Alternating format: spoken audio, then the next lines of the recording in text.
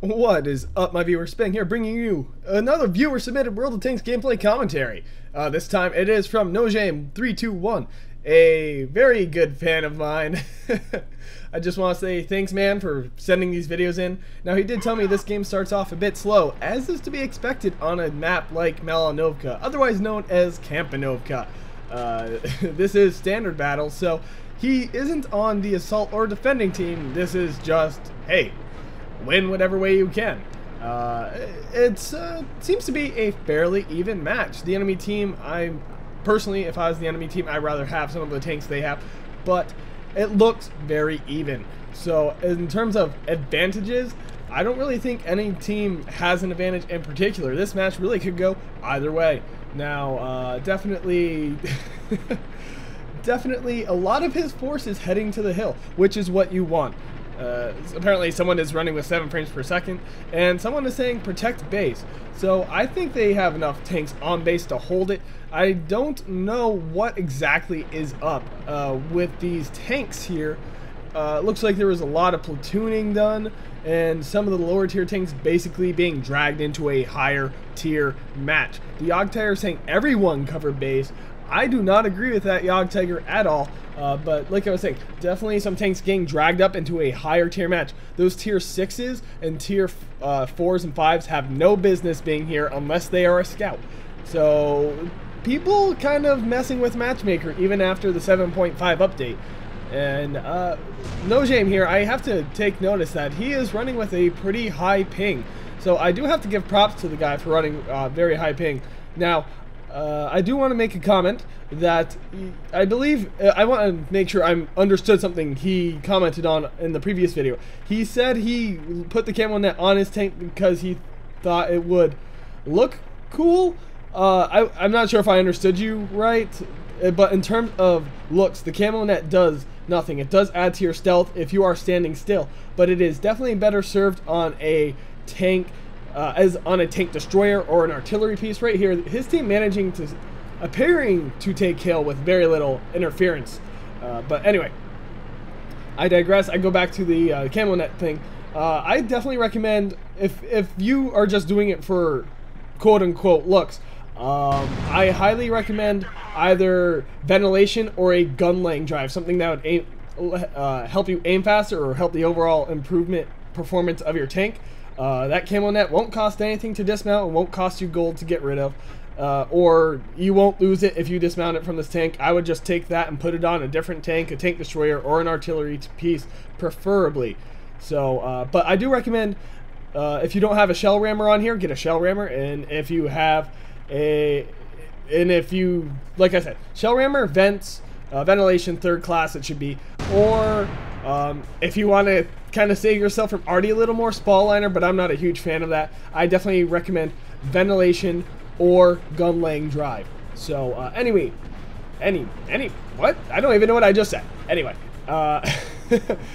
back to the game. The enemy team seeming to have stopped his team's push for hill, but he is in a position to somewhat support enemy. I was going to say enemy artillery, not really giving him much hassle, but that is because there is no artillery whatsoever. Basically making the scouts on both teams virtually useless, except for just kind of giving a heads up, hey, the enemy's coming this way. They don't really help out. Normally scouts are the guys who get in there and kind of spot the enemy's artillery and maybe even kill their artillery, but there is no artillery. Apparently Nojame getting fed up with one of his teammates earlier saying STFU, and I believe he was talking to the Yog Tiger, the JT, because it seemed like the Yog Tiger saying some stupid things and trying to boss his team around and give them bad advice, and I have to agree with Nojame there. If you don't know what you're talking about, please shut up. A little harsh, yes, but you know what? It is what it is. Now, he is taking shots from the side here, bouncing a shell there unexpectedly, and this will cause him to push forward. Now, he is going to do his best to back up his team on the hill. The Elk bringing their attention to the hill because there is a significant number of enemy forces there. So he is a tier 8 tank in a tier 9 match where there's only 3 tier 9s per team. Therefore, he is a valuable asset to his team, especially as a T34. It is one of my favorite tier 8 tanks. I loved my IS-3 as well. but you know, I had to sell that to buy my IS-4. Definitely both very good tanks. The IS-4 now a tier 10 heavy rather than it was previously a tier 9 heavy. But anyway, back to the game. The Hill not looking too hot, but teams looking fairly even in losses. His team having lost a little more heavy armor, more valuable tanks, but in terms of numbers they are even. But the advantage definitely is lying with the enemy team at this point. He's pushing very slowly up the hill. The T34 not exactly known for its speed, but it is known for its big gun and its turret armor. Now it may only do 400 damage, but that gun has the most penetration of any tier 8 tank. So you will get through the enemy if you aim in the right spots. But you definitely have a better chance of getting through the enemy. Hitting nothing but dirt there on that shot. And right here, he is actually utilizing the strength of his tank, that turret armor. So props to him for that. You know, very smart use. Aiming for that hatch on top of that Tiger too. That is a weak spot. He sees another bullet hole in there, and right as he reloads the Tiger 2 backing up, but right here, he will be able to pull up and take a shot on this on this nice little French tank destroyer. I think he made the wiser decision there, switching up targets. I believe that tank destroyer, yes, it is a tier 8, and the French tank destroyers at that tier do get an autoloader if I recall correctly. Now, I have not played any of the French tiers except for artillery, but even that has not really gone that far. Right there, getting a hit on that hatch. Nojame playing very well right here. Like I said, only exposing his turret armor and taking just a shot at the enemy and then bouncing one of their shells. Right here, there is a heavy tank pushing near the lake front, near the pond front, whatever you want to call it, near the water. And he is, either he is oblivious to it or he does not deem it a worthwhile threat. That shell going, I have no idea where. That should have at least hit that tank, and if nothing else, bounced. But definitely a little bit of a question of where that went. If I had to guess, I'd say that was probably lag. He is playing with approximately a 200 ping. Right here, his gun breaking, so he's going to have a harder time being accurate and doing what he needs to do. That Tiger 2, that Patton, both potential one-shots at this point. Bouncing another shell. Very good, my friend. You are playing exactly like you need to. Apparently, there is a... his team just lost a T34, but, you know, again, numbers-wise, the teams are even. In terms of tank value-wise, however, the enemy team still has the advantage, so he has to be very cautious, but he is still doing very well in health. This Tiger 2 probably going to end up dying here very shortly. Now that AC Meal, also a one-shot, he's waiting for his accuracy best he can. He did repair his gun, which I have to agree, in this situation, probably a valuable decision right here. He's probably going to... Ooh, I was hoping he was going to kill that E50, but everyone on the hill right now is going to die in one hit from his gun. So, 4 kills potentially in his future. The enemy team not really doing much else on the map, not that we can see. Both teams are just holding their base. The Yog Tiger finally making himself, well, actually, I shouldn't even say that. The Yog Tiger has 3 kills at this point, so just, I think he might even be getting a little overzealous and a little greedy, trying to get his top gun. Nojame finishing off that E50. Very good. I don't know what that E50 was thinking. I think that was a panic move by that E50 because there was no value in doing that. He was gonna, I guess he figured he was dead anyway, so he would try to push past and hoped he would get lucky. So really, the situation was not very good for that E50. Now we have an E75 down in the town area, and he's in a very bad position, because the T34 and the Yog Tiger both now can shoot down on him, and there's really nothing he can do to stop them. And not only that, they have side shots on him, so it is almost guaranteed they will get through. E75 hitting his turret again. I see Nojame getting steel wall at this point.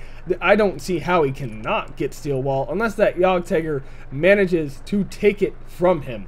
The Yog Tiger, a very durable tank, a very durable TD. Not quite as durable as the T95, but definitely better hull armor than the T30. But, you know, every tank has its strength, and the Yog Tiger getting himself top gun right there. Like I said, I think that's what the Yog Tiger was pushing for anyway. That was probably one of his motivations for pushing hill. Not that I'm complaining, and nor should Nojame, because now his team is winning by a significant margin. The chances of an enemy comeback at this point, slim to none. It is all but over, and I just have to say, well played, No Shame. Definitely a good job abusing that turret armor and getting some good shots on the enemy, you know, hitting those weak points, basically making their armor a non-factor by hitting those weak hatches and the spots where they do not have armor. Right here, he might be typing or he might be having a lag spike. I'm not sure what, but he's pretty much, there we go. Yes, he was typing. And that is one thing I do have to say. I see plenty of times where people will stop dead in their tracks to type. You can put on a cruise control to the point where you do not have to stop. The Yog Tiger getting Bolter's medal right there. But anyway, going back to cruise control, if you have not changed your settings, it is, you press R to go forward and F to go in reverse. And you can see the arrows right there in the little tank window.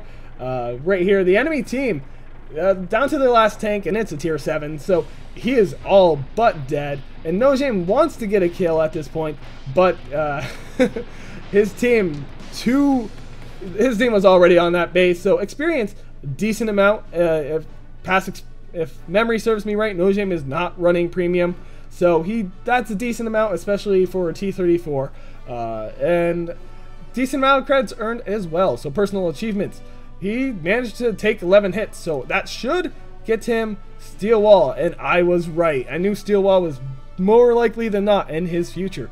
Top Gun and Confederate, Top Gun and Bolter's medal will go to that Yog Tiger, and a Confederate going to a Type 59 on his team. So, and Sniper, correct me if I'm wrong, but I believe that 3002 was on the enemy team. Let me just check that really quick.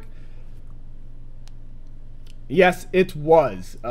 Sorry, I didn't want to talk while I brought my head away from the mic to go look on the other side of the screen. And yeah, so very well played. Like I said, I definitely recommend replacing that camo net, especially if you plan on being a frontline tank. It's not doing you any service at that point. Binocs are good. Binocs are coated optics, and so I personally run binoculars on my T34 because a lot of times I will find myself positioning in some sort of defensive posture where only my turret is, and then my binoculars will engage, and those do not break when my turret rotates. And then shell rammer, ventilation, gun laying drive, all very good modules. Anyway, if you like this video, click that like button. If you want to see more, subscribe. And as always, if you have replay like No Shame here does, and probably will be sending me some in the future, send it to spanglereplays@gmail.com. As per usual, email in the description. And as always, this is Spang signing off.